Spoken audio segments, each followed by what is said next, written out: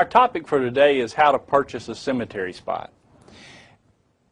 In this area of the country in Middle Tennessee, there are a lot of community cemeteries or country cemeteries that are either owned just as a community cemetery or maybe owned by a church property. In those situations, the purchasing would many times just equate to providing a donation or something to those community cemeteries. Aside from that, there are a lot of private owned cemeteries or commercially owned and bought pieces of property that have been turned into a cemetery.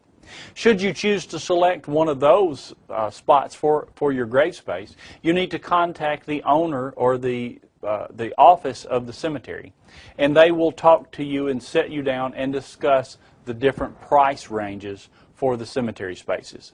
And when I say price ranges, depending on the spot in the cemetery, whether the cemetery is that section is almost full, or depending on what the nativity scenes are or the different areas of the cemetery, they are priced a little bit differently. The cemetery then will show you the spots of, do you want to buy one space, or are you wanting to buy two spaces? Some cemeteries bury at one person per grave.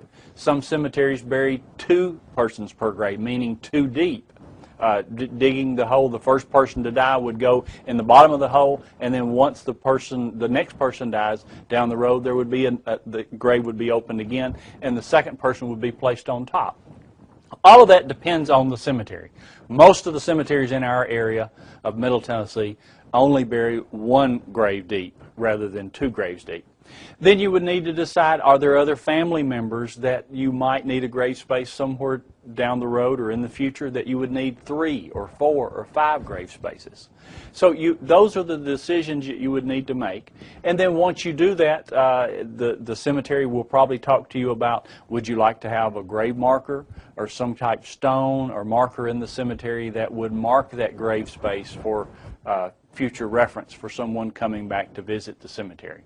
So those are the things you have to look at whenever you're thinking about purchasing a cemetery space.